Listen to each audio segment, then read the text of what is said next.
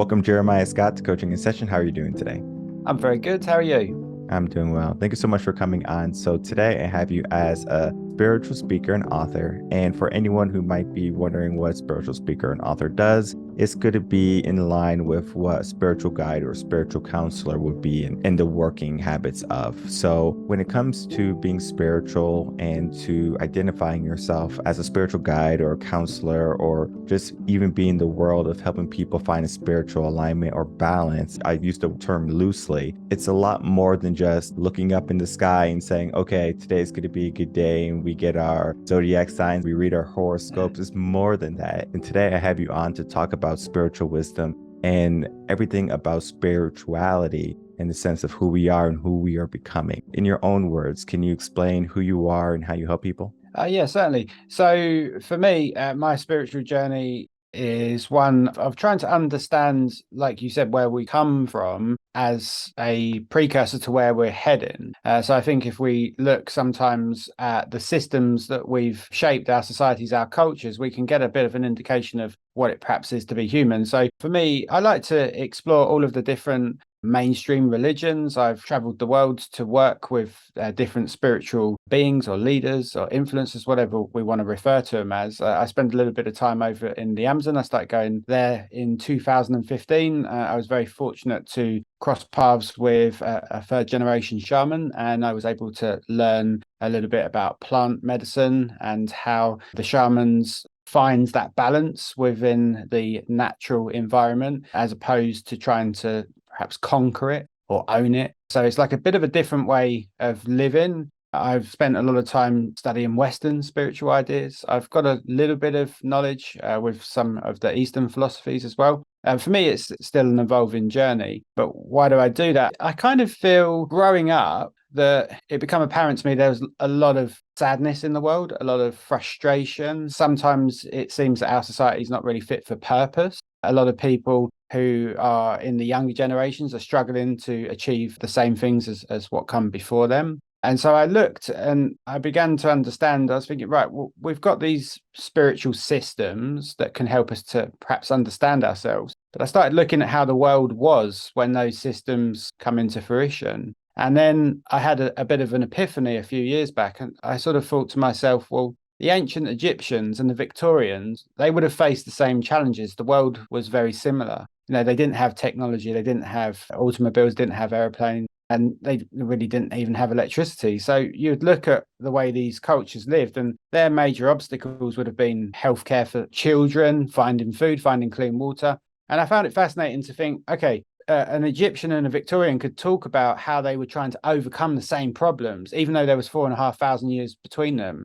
But then all of a sudden, we've had this industrial revolution. We've accelerated our culture, our societies forwards at such a rate. We've really lost touch with everything that come before. And so, although we might try to find some grounding in these old systems of thinking, and they do help a lot of people, I'm not discrediting any of that. I just felt like perhaps we need to look deeper and find something new, find something more, because we can't really communicate if with a Victorian or an Egyptian, we would have different problems to them. We've taken care of healthcare and food and water and warmth and all of those base level of secure needs. And so for me, I feel that I would like to explore what it is to be human in this modern age. I think that if we would look at the cultures that we've created for ourselves, I would say that we're a very scientific and rational, logical based culture, particularly in the West. And I think that science wants to measure everything. It wants to observe it. It wants to conduct experiments. It wants to find repeatable results. And science has helped us all massively in the last sort of 100 years or so. But science, if you can't see it and you can't feel it and you can't observe it, it doesn't know how to work with it. And when you begin to understand that the vast majority of this universe is non-material, dark matter, dark energy, things that we don't know, we can't grab onto. I think, okay, well, even the scientific thinking is limited because it's only working with what can be seen and observed. So for me, it's trying to push on deeper and find out, what can we do to find that peace, that happiness, that acceptance that a lot of us are searching for.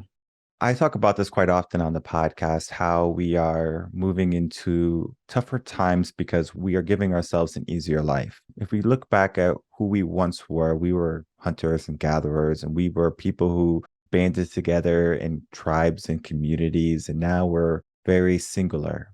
I can be by myself and I can be fine, where I can go to the grocery store and get all the goods I need, all the provisions I need, and I can have all my basic needs met, especially here in the West, very easily. My Hmm. food, my water, my shelter, my safety, security are all taken care of. We have a privilege that many people, especially maybe a million years ago, didn't have. And we look at healthcare, that's another thing, right? The science and how we have electricity and cars and things like that. Our life has become very simple. But when we give ourselves that simple life, what do we give ourselves in return? I often say that since we're giving ourselves easy times, we're giving ourselves a tougher future because we are giving ourselves a mindset that is not able to handle grief, is not able to handle sadness and anxiety because we have everything taken care of. We have a different form of stress today than I'm sure the Mayans did or the ancient Egyptians did. But today we're living in easy times. What comes with easy times today that we would have maybe learned if we kept true to some of our ancient and spiritual habits? Well, I think for me, again, these obstacles that we're having, so you talk about grief, you talk about anxiety, depression, lots of mental health issues that we face as a society today. And I think that they're a symptom of the society, but not in a way that perhaps we understand.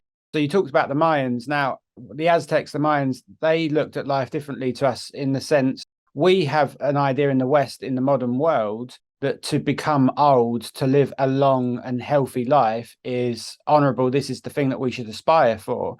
But the Aztecs really looked at life from the perspective it's not how you lived, it's how you died. Now, this didn't mean that they were suicidal, but they understood that death was something that was going to happen for all of us. And there were different types of deaths that would grant them certain privileges in the afterlife. Now, whether or not that's true or not, it's an interesting way to understand that their whole underpinning of society, the way that they saw themselves and what would happen when they passed on, was totally different to how we look at the world today.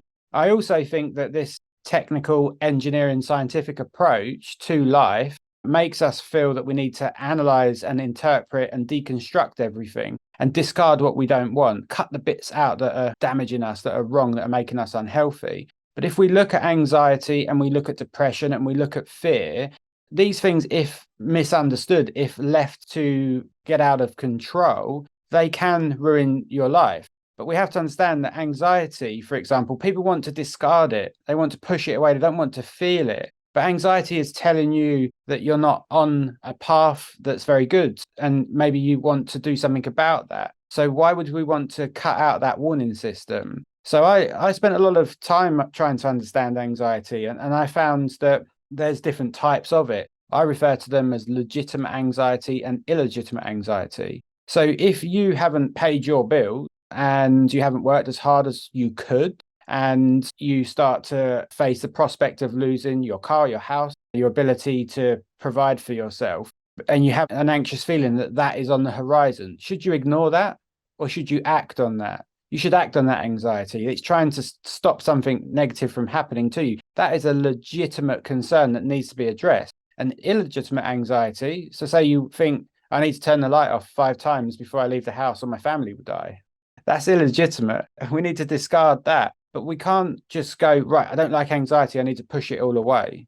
So I feel that understanding things and how they can serve us, it's like looking at the polarity of it. We look at the bad and the discomfort and the things that aren't serving us. And that is what our society has taught us to do.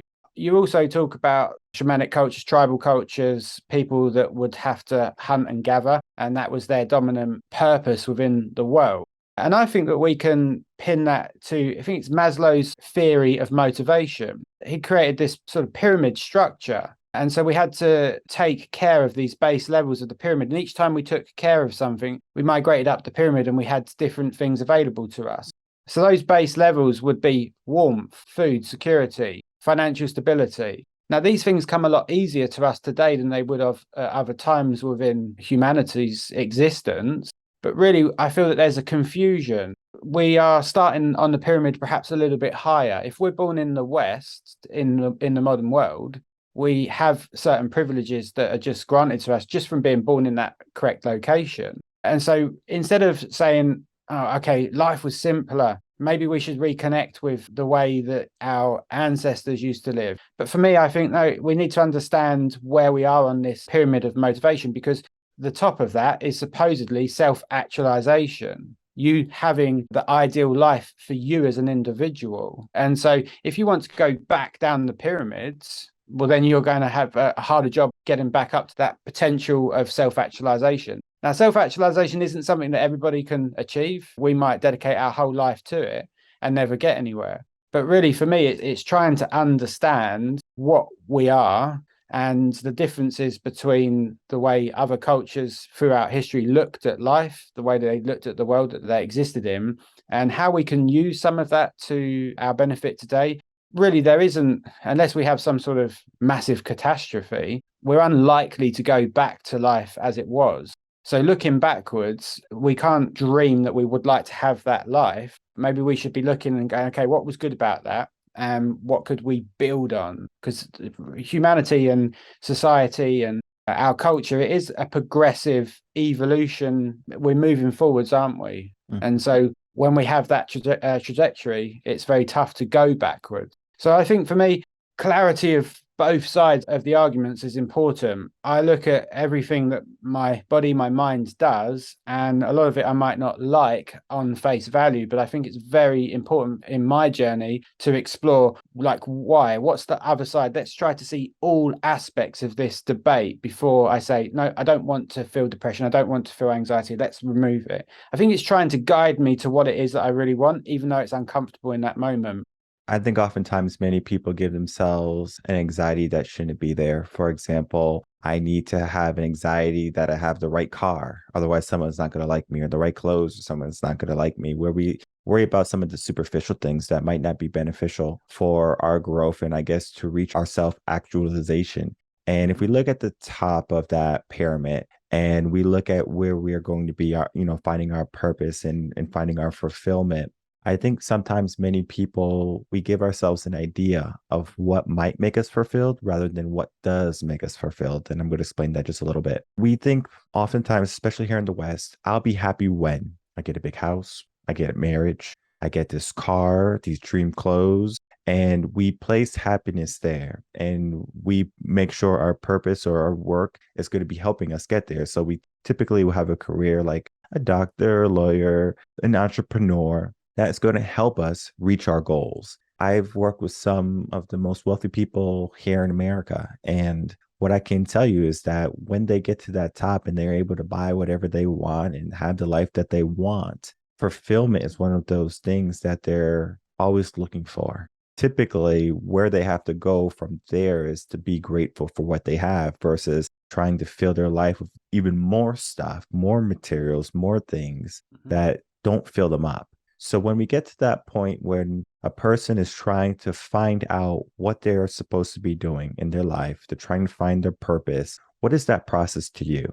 Okay, so what you're referring to there, in my opinion, is again a symptom of how we've organized our societies in the West. So we have this idea drummed into us subconsciously from a very young age that everything must expand. So you go to school and you must get good grades, and then you might go to college, and then you come out and you've got to get a great job, and the car that you speak about, you've got to get a nice car, and then you've got to trade it in a few years later for something better, maybe more powerful, maybe more luxurious. Everything's like a balloon, it's continuously expanding. And we're sold this promise that as the result of an expansion, it's possible you might find some form of unknown happiness. So maybe when you get this brand new car, you're going to feel amazing. Maybe when you meet the partner of your dreams, life's going to be perfect. We're all looking, we're all searching and pushing outwards. And this journey to have more and more and more, this is the way the Western mind really looks at the world. And we teach our children this by accident, I think, right from when they're very, very young. If I look at the Buddhists, if I look at Eastern views on society, they take a bit of a reductionist view, discard unnecessary material, get rid of all of these pleasures and find yourself. So we have these conflicting ways of looking at life. In the West, we say get more, you might find happiness. In the East, they say get rid of everything and you'll find yourself and happiness as a result. But I think that we look at the tides of the seas. I think I spend a lot of time finding nature provides me with the answers that I'm maybe looking for. And I love going to the beach. I love the sea, but the tide comes in and out twice a day, doesn't it? It's not in a fixed state. Sometimes it's expanding, sometimes it's reducing. And so I think that taking one approach, if the tide went out and never come back, if it just reduced itself forever, this would be no good for us. And vice versa. If the tide just kept on coming in and in and in, that's no good for us as well. We're going to wash away all of our land, all of our houses. And so we need to understand that it's that balance, that in and out. And we understand in scientific terms that this whole universe is made up of vibration. But what is a vibration? Well, it's the up and the down, isn't it? A vibrational wave has a peak and a trough, and we can't have half of a vibration. Everything is that polarity, the yin, the yang, the duality, the up and the down, the light and the dark. We can't have one without the other. We need context as well. And so people might go, oh, I shouldn't have this car. I should be happy with what I've got. But I like to sort of remind people that if we were born into this beautiful paradise, how would you know that it's a paradise? You need some sort of negativity. It doesn't mean that you're going to have to go out and find that. I find it fascinating because I work with a lot of people in a one-on-one basis, and I find that the mind is always trying to find the point in which things weren't very good as the barometer to move away. So we look, some people who might have had a tough life will hear from someone who is depressed and they'll say, oh, I had this almost minor occurrence happen as a child and it caused lifelong depression. And someone who's overcome some traumas that could be argued are much more serious might look at this and be, are you serious? Like, how have you allowed that to make you depressed? That was just a Monday morning for me. It's not a competition, but what we need to understand is that the mind is always trying to root itself. What is that point that I didn't like? Because that is my direction of which I need to move away from. So when we understand, I mean, the Buddhists would say it's burning off karma. Maybe you need that material object to realize that your happiness wasn't there. So then you can release that karma. I'm a youngish man in the Western world. When I was coming up to 30 years old, I'd set myself this target that I wanted to have a sports car.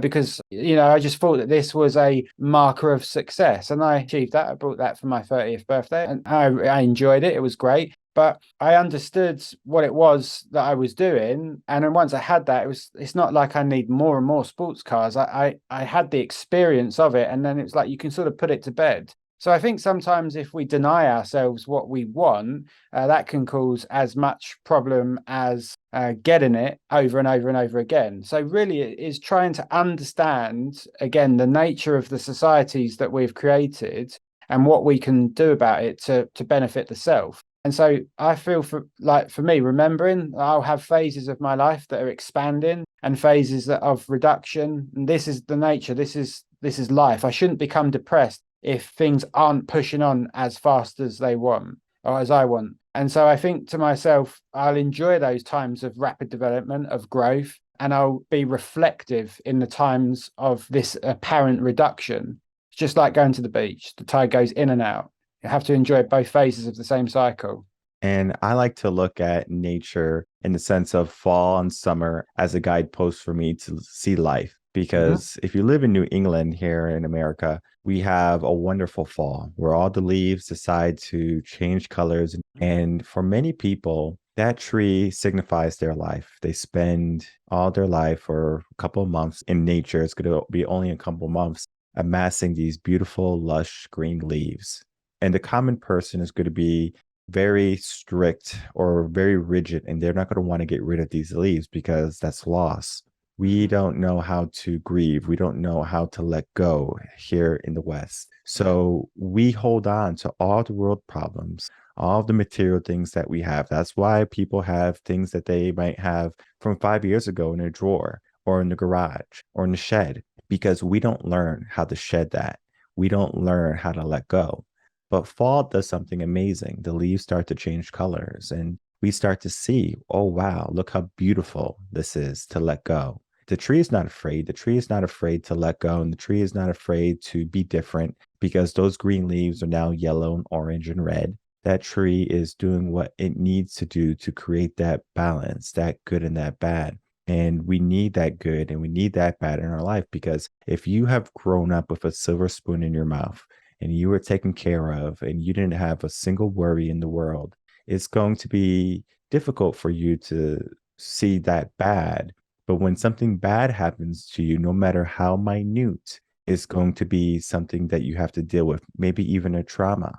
A trauma for maybe someone who's rich and wealthy might be that their mom didn't want to give them a BMW, or their dad didn't want to give them a BMW for their 15th or 16th birthday. A trauma for someone who's maybe poor and they don't have much is that on their 15th or 16th birthday, they couldn't go to the beach with their friends. Something simple as that. Like they just wanted something so simplistic to be with their friends on their birthday versus a car that's worth 50 to $60,000. So trauma is different. That good and that bad that we have in our life is different. And it's going to be situational depending on how you're growing up. But I wanted to talk to you about the wisdom of the yin and the yang and the idea of letting go. What do we gain when we let go of the things that don't matter and we start to really focus in on the things that do matter? You kind of said it a little bit with how in the West we think of amassing, and the Buddhist cultures, they think about getting rid of and trying to be as minimal as possible. Well, Buddha himself, he called it the middle way, didn't he? And so he was born a prince and then he left that life. And what he did immediately after that was choose a life of poverty. And he decided, after he'd spent the time with people who lived in that way, he found that neither was good for the human mind, the human soul. That was why he developed his own middle way. Now, this sort of circles back to what I was saying at the start. For me, I think that we need a new middle way. Okay, so we've lost a lot of skills that we had in like prior times. There's very few of us in the Western world who know how to reliably grow our own food, find clean water. We have that taken care of for us. And so this could put us at a disadvantage, but it could also put us at a strong advantage because we have that free time to begin to look at what it is that we want to be. And so sometimes people think, oh, I wish I could free myself from financial constraints. Like I don't want to have to pay these bills every month. I don't want this. But we do want the benefits that come with that. People pay taxes and they might not be happy about it. They want the fire and the police and the ambulance to come if there's an emergency. This is the result of taxation in the West. I think that we need to understand even the welfare state. People have a massive issue with paying taxes and people seemingly sitting around and enjoying the fruits of their labor. But I like to think it's maybe a little bit controversial, but the human will always take what they want. They will always get what they want in some way or another. It might not be ideal for them. And so the welfare system allows a developed society to reduce the rates of crime. Now, you could pay no taxes and you could keep every penny that you wanted. And then those people that didn't want to work, they're going to become more and more frustrated if they've got absolutely nothing. They see you're getting bigger and bigger houses. Well, how long is it going to be before you have a mob at your door trying to take what you've worked for and earned? And in a way, we're doing this as a society anyway, because we look at the billionaires and we go, why are we not taxing them more? Why are we not doing this? They've got too much. When is enough enough? And so the human mind has an issue, I think, fundamentally with an individual having too much. And so that balance that you speak about, I think that is something that maybe we need to look at as a society, as a culture. I think you spoke about grief a few times and you've said how people have a difficulty expressing grief, accepting it. And again, you're right when you say it's holding on.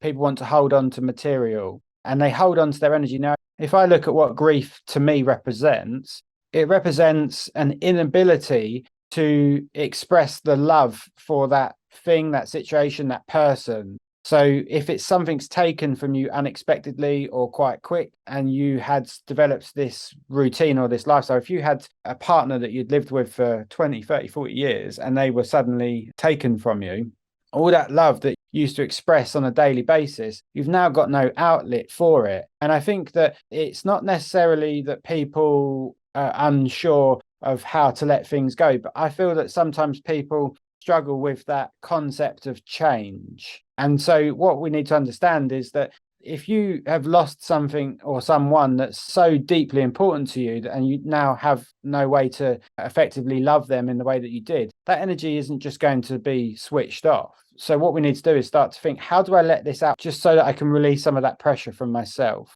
so that that heartbreak maybe begin to alleviate. It's tough. I mean, I think that just trying to understand things, I feel that we're emotional beings.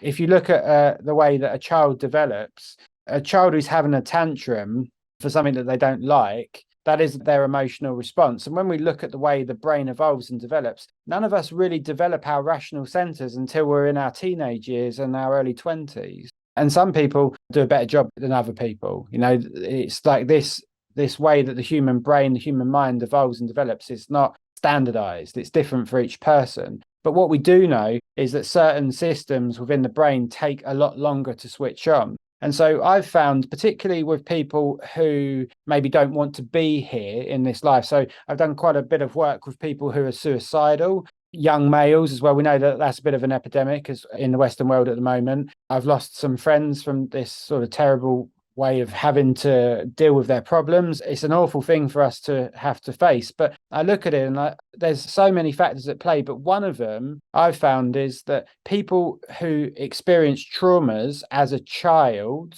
and didn't have anybody to turn to. So maybe they come from complex family units. Maybe their mothers and their fathers or their caregivers didn't understand them as fully as they wanted to be understood. And so they had to deal with their traumas alone. And so this is very significant for me because I thought, okay, a child who has to deal with a trauma by themselves only has an emotional coping mechanism available to them. They haven't developed logic or reason yet. And so they deal with their problems in an emotional way. And an emotional response to trauma or a tough situation in life is to go, I don't want to be here anymore. It's the ultimate protest.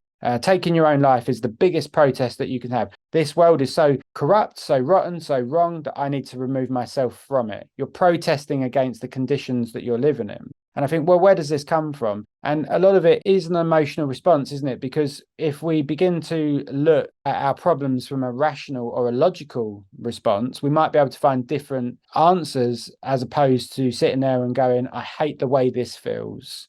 If we begin to look at the way the mind works, I think that this, again, we're layering up now. We're developing a bit of it's not a simple strategy for dealing with the world that we live in. So I think that we need to understand where we come from. I think we need to understand the way that prior cultures looked at life. I think we need to understand what it is that they've left for us. Because if you look at human society and culture, what it really is to me is a collection of ideas that pass through the ages. So we're sitting here now. We didn't create this system that we're engaging with. We're speaking from opposite sides of the world. We had no part in inventing these devices that we're connecting with. But people who had that idea, they've left that, and all of humanity are benefiting from it. You know, we warm ourselves with fire. We didn't discover the way to create fire. We drive cars with wheels. We didn't discover the wheel. So as a human culture, we're always benefiting from ideas that have been left from someone else or a different time. And I think that understanding that you have the opportunity to do that yourself, you can live a life as an individual. You can have friends, family, you can have a successful career, you can love and you can leave wealth and you can do all of these things. But you can also live a life of enriching human society in some small way. You could write something. You could try to think up something or solve a problem or leave some art or whatever it is. And I think that we are taught in the West to look at ourselves as individuals. So we're given this name when we're born, and it tricks us into believing that we're this singular being.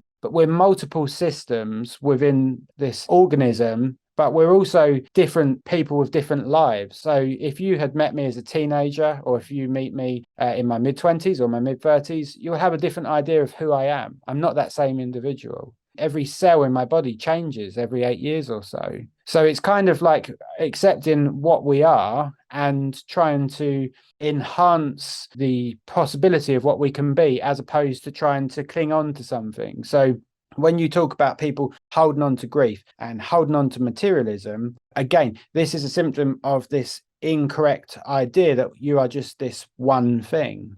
You know, all that was amazing, number one. When we're looking at the family system now and we look at kids today, I think sometimes parents, especially here in the West, they say, you have it so easy. You have it easier than I did. So we're basically telling them that they have an easy life. In reality, kids have stress too. kids have to deal with different types of emotions too, and especially for the first time sometimes because they're just growing up and they're learning things for the first time.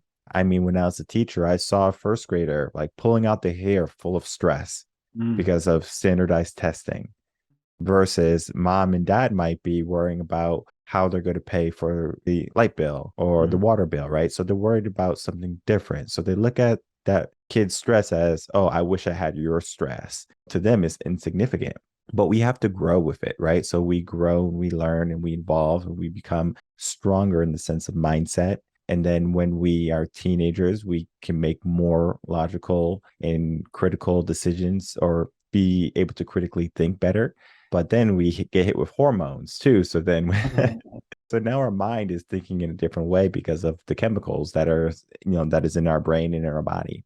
So sometimes rational thinking is out the window because we might think, oh, we know everything, especially teenagers. They get to that point where they amass a bunch of knowledge and they say, you know what, I know everything. I'm equipped to handle the world. But in reality, they don't know much. It's very humbling when you're older and you look back at where you were and just how much you were in that sense of ignorance. For me, what I love, the most about education and teaching is not knowledge, but wisdom. Wisdom is one of those things that we don't have to experience, but we can be told and then have that story. This often happened with your elders. It doesn't have to be in the West. It doesn't have to be in the East. It doesn't have to be the ancient Egyptians or the Mayans. Our elders will tell us stories. Those stories would give us perspective, right? So we say, oh, they went through this. They had a walk to work, things like that. So they are going to be inquisitive typically and ask questions. I'm sure you probably heard about the story about the Native American grandfather who was telling the grandson a story about the two wolves. And then he says, we have two wolves inside of us. One wolf is an evil wolf, one wolf is a good wolf. And the grandson was inquisitive, of course. And he says, well, which one wins? And the grandfather said, whichever one you feed. So there's many stories like that. And if you think about Zen and Buddhism, there's so many stories of wisdom that come through with those stories and those lessons. I think we stepped away from storytelling in our Western society. So now many of the kids that are growing up, they're learning the world for what it is as a blanket statement rather than it is from the roots. It's similar to how if you look at a tree, you see the trunk, the branches, and you see the leaves, but you don't see the roots. And I think we have gone away from our roots as a society. And I think that is causing a lot of turmoil in a lot of people's minds. Yeah, I agree. I think it's we're moving so fast that people aren't pausing to look at what maybe we're losing and gaining. And so when you talk about kids and families and the stresses that children have today, well, it is yeah, you're right. For me, I look back and my father is only 17 years older than me. He was very young when he had me. I look at the way that he lived his life, and I look at the way my grandfather lived his life, and I look at the way my great grandfather lived his life. And it was really interesting because those three generations were all able to give each other advice.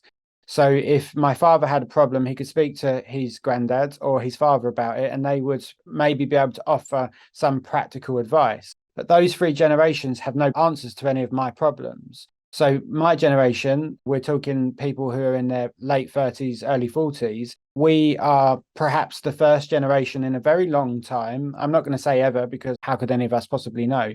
But we are the first generation in a very long time that cannot be parented in the same way that our parents understood. And so there is this disconnect between the older generations and the newer ones. We see the council culture like intensifying this because we have to be very careful of what we say. You've got people now that were behaving in ways that they shouldn't have behaved by today's standards, but were socially acceptable in the 60s, 70s, 50s, whatever. And we have people who are now being punished for crimes that they've committed years ago, and we forget that those things were socially acceptable when they were doing it.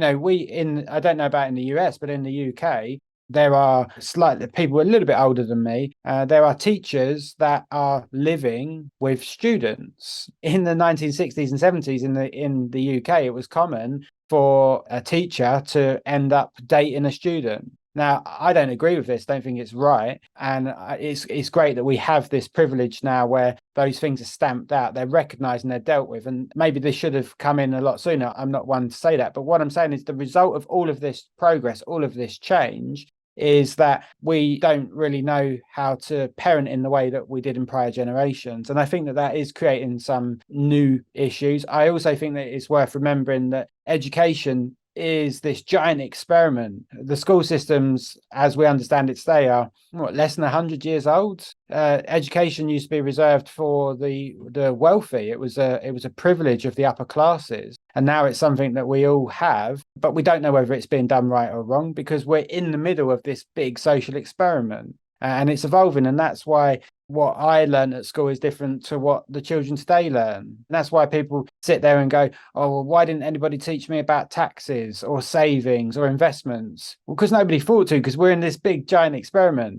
But because we grew up in it, we think it's all real and important and serious, and we don't really look at it for what it is. I agree with you about storytelling as well. I think that stories touch our souls. I think that fables and analogies and symbolism that you speak of, I think that that is wonderful, and I think that it's really important. But if I look at that, where are the stories now? Well, they're in our movies, aren't they? So we've shifted over and we've got these giant industries that are creating superhero movies. And what are they? They're imagination, they're stories, but they're detached. They don't really teach us perhaps the morals as quickly and as effectively as prior generations did. We still have these things, but they've sort of morphed and shifted into something new.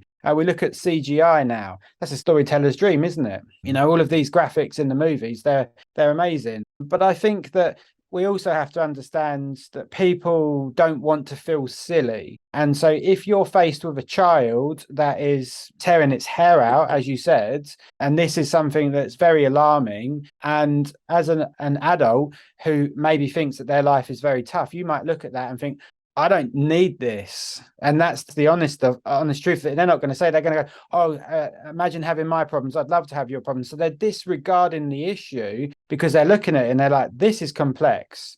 Where do I even begin to analyze and understand and help?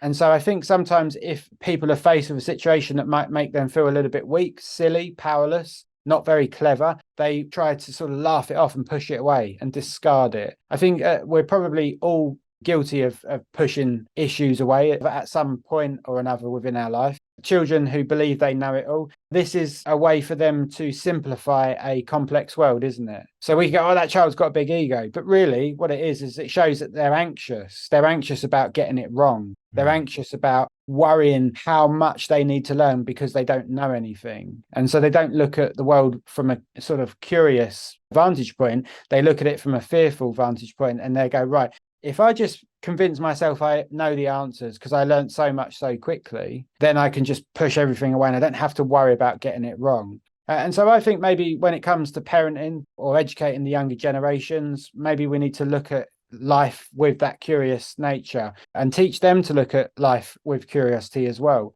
Like, what is it that's happening? Why do they feel the way that they do? What is it that they're hoping for? I think that we shouldn't make our children feel silly for wanting to understand more or explore things. I think that we need to be prepared to ask ourselves difficult questions when we see a child who is displaying some alarming behavior. Well, we're going to have that uncomfortable realization that maybe it was us that caused that, and nobody wants to accept that. So they'll try to make it a simple problem that can be pushed away. And so, yeah, it's learning again. This spiritual way of looking at life can help you to ask those deeper questions that might be uncomfortable. You know, that spirituality, like you said at the start, it's not all about zodiacs and is today going to be a good day. It's about asking ourselves those questions, putting ourselves into that mindset to push beyond maybe what's socially acceptable or understandable. And it's not always going to be fun, you know?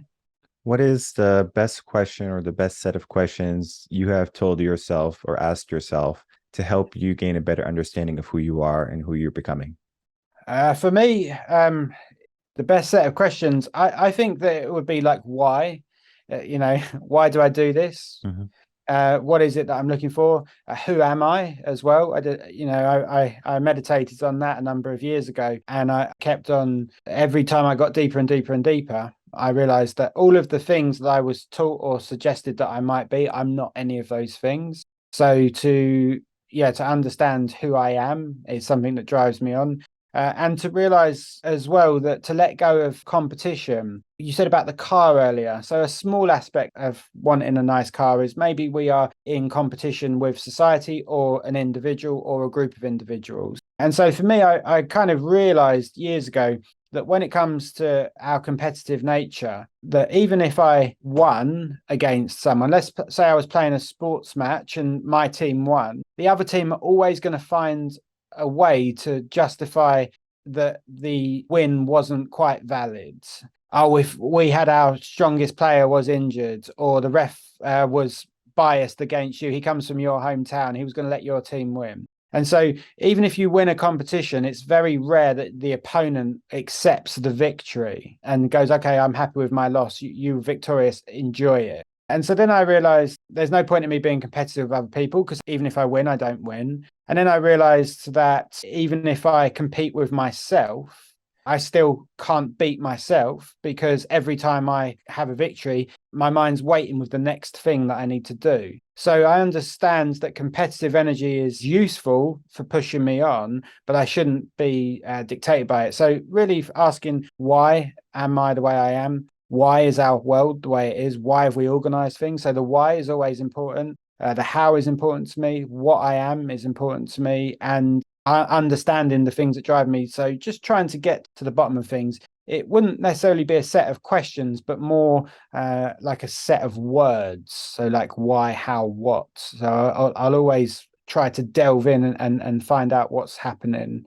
For me, again, something that's I had some realizations earlier in the year, and I started looking at our world as a set of permissions. So I'm referring to this as systems of permission. And I started realizing that we're all trying to find permission to do one thing or another. And nothing in our life is based on necessarily free will in the way that we understand it. Decided to go, and I hadn't worked for anyone else for about 20 years. I've just sort of done my own thing, but I'm trying to develop a charitable business over in the UK, helping people who are struggling with their mental health. And I wanted some funding for that. And so I thought I'll go and take a delivery job. And I was fascinated because it was tough work. We had to get up at 2 a.m. every day and we'd work for sort of 6 hours each day. And it was 7 days a week, didn't get any time off. And it was all weather conditions. It was real challenging work. And I started getting to know some of the other people at the depot. And there was one woman she was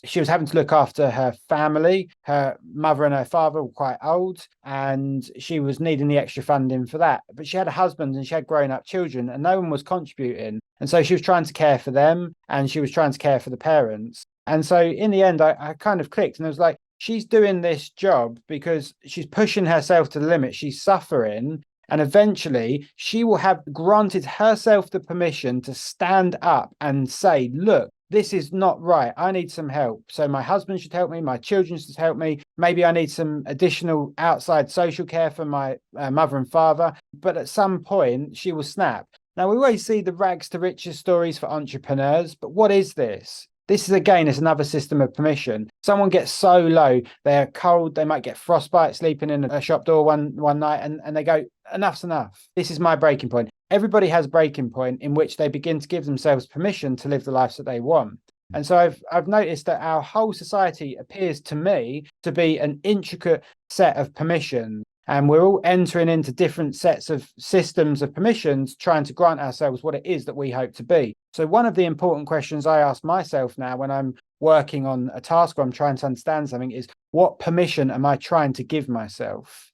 Because ultimately, I don't need it to be validated by anyone else. I just need to understand I have the permission in this world. I am free to choose what I want. I don't need to suffer to have what it is that I want or to go after what it is that I want. I think a lot of us look for validation from friends, family, from society even. I think that we don't want to look silly, but I think that understanding we're all looking for permission multiple times per day, that can be quite empowering as well. take a lot of pressure off of us. It took a lot of pressure off of me. I understand I didn't need to do this. I didn't need to enter into these challenging permissions because I think I wanted to say to myself that I'd been offered some money. People wanted to run marathons for me and donate the money to the charitable cause, but I felt that that was too much. So I had created this situation where I felt I needed to suffer. I needed to work 6 hours a day, 7 days a week from 2 a.m. onwards to earn this money, even though people were trying to give it to me. So I was not acceptant of the love that people were trying to offer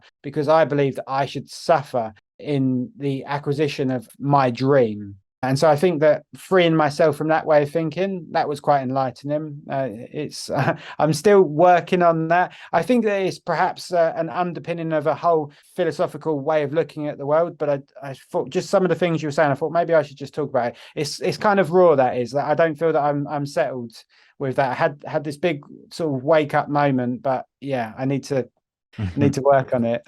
Yeah, no. Think about life and the thing about evolving yourself and creating purpose and meaning and getting to that breaking point per se and overcoming challenges.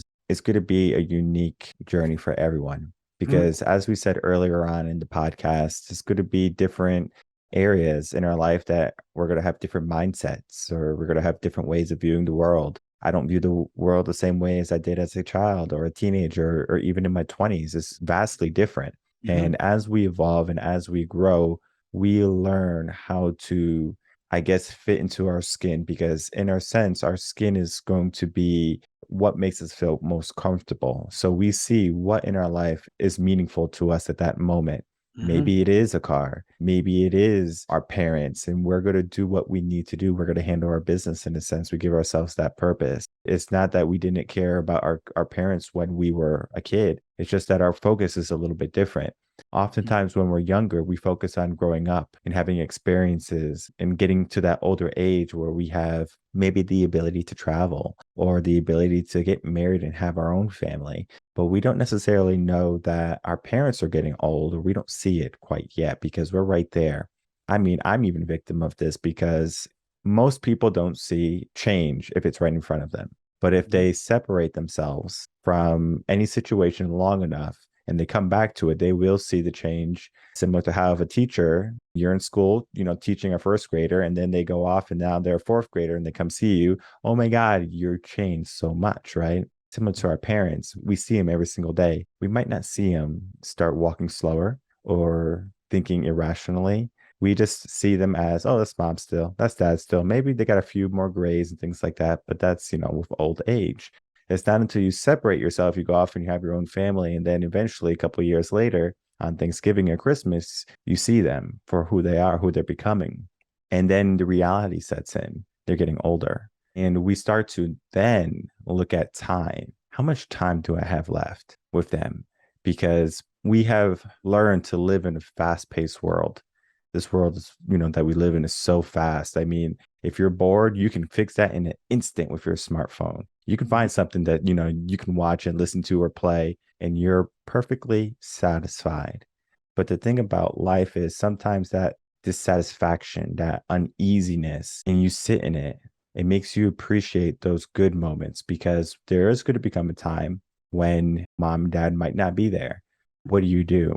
The work that you do, with spiritual counseling and guidance, I think is going to be just the tippy top of helping people get to that understanding of who they are, where they want to be, and how they want to live their life. And understanding that it's going to continually evolve as they grow up. So I know you want to say some things on that end. So I'm going to let you say some things. Well, what you're talking about, there's a couple of things there. So I think for me, you're talking about the importance of mirrors. And so we need to understand that if we didn't have a mirror in a literal sense, we wouldn't get up in the morning and know, okay, this beard needs grooming. So we need the mirror to see how we look, but we also need to be shown other aspects of the self. And the best way for us to do that is to see ourselves in others. And so sometimes I think for me, I'm delivered certain individuals into my life when there's things that I need to learn. I had this experience earlier in the year. I met an absolutely wonderful woman who was the most talented yoga teacher I've ever met. I've been studying yoga for over 10 years. I've done it all around the world. I've done one-on-one tuition, I've done group classes, online classes, whatever. This woman was hands down the best. And she couldn't see that. She wasn't fully booked and she was not happy. She wasn't earning enough money and she was having to take on other work. And I questioned her. I was like, why are you not fully booked? And she sort of gave a few answers. And in the end, she said to me, it was just a sideline.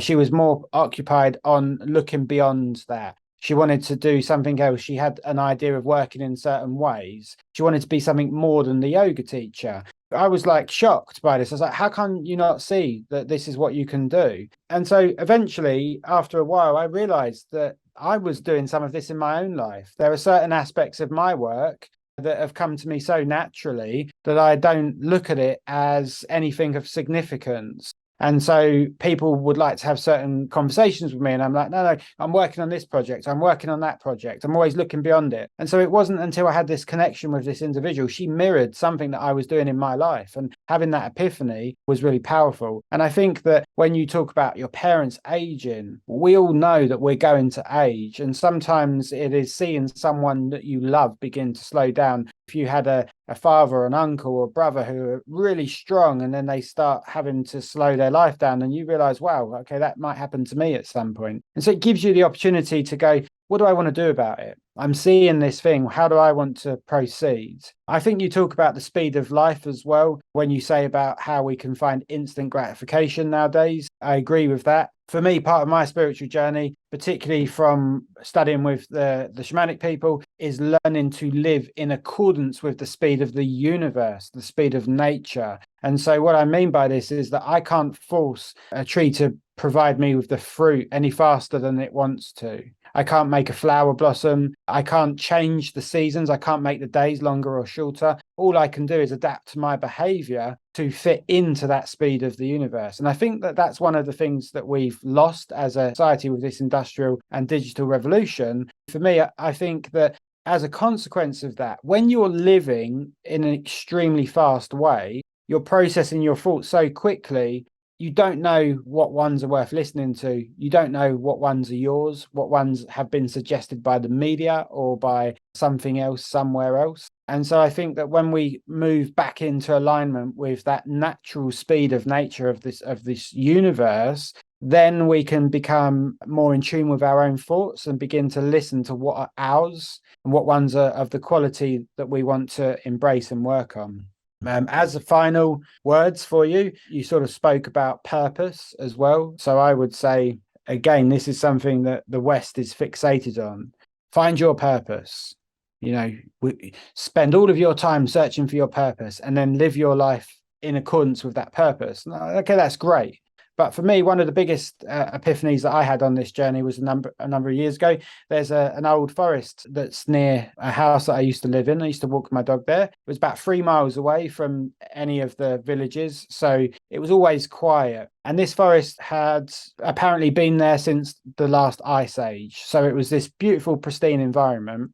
And I was walking there in the autumn and I become aware that there was this sound that I just loved. And there was this section of the walk that made me really happy. And it was the wind blowing through the pine trees. This noise that the branches made sounded like a sort of a rain stick or a set of maracas, like just gently playing. And it's just the most therapeutic and beautiful sound ever. And I had this realization that those trees had not evolved to make a noise when the wind blew through those branches. And actually, my most favorite part of that walk had no purpose. It was born of non-purpose. And so then I started understanding that my search for purpose, as encouraged by the Western world, actually hides all of this beautiful complexity that exists within our world that had no purpose when it was created. And so now I try to find times of non-purpose. And I've noticed that when I get myself into that state, then I start finding answers, and you can actually find your purpose in non-purpose. So I think that it's important to really reflect on looking at both sides of, like you say, the balance, the yin, the yang. The thing about life is so magical. There's so many unknown beauties and there's so many things that happen without our consent. But that's life, right? Where we don't need Mother Nature to consent to us to say, hey, is it okay if I have the sun shine and then the sun rays are on your skin and it feels good? or that the wind blows and then you get a chill. That's Mhm. living, that's life. And some of the work you do, I think it's going to really help people open up their minds and change and evolve their life. How can people find you? I've got my website, jeremiahscott.co.uk. I'm on Facebook and Instagram. I've recently joined TikTok as well. It's Okay. evolving. Yeah, on all of the popular social medias. So yeah, you can find me online really. I've got a book out as well. It's called The Theory of You. That's on Amazon. The Theory of You, a guide to awakening personal spiritual enlightenment. That would be online for worldwide buyers. It's in a few bookstores over in the UK as well. I'm always happy to meet new people. Awesome. So I'll put those links in the description box below so people can check you out, join, follow you, and then reach out to you if they're interested in working with you or to begin that process of finding their purpose, finding their spirituality, or just to reinvigorate themselves to see life in a different light. Because I think some of the things that we talked about today are going to be an awakening for many people, an eye-opening experience that's going to help them get out of that rut that they're living in and start to look at the future in the sense of I can make it the way I want it rather than the way I thought it should be. And society is to blame for that sometimes, where they tell us what we should want or what we need rather than looking on the inside and figuring that out for ourselves. I do want to thank you, Jeremiah Scott, for coming on and helping us with our spirituality. Great conversation today. Thank you. Lovely to meet you.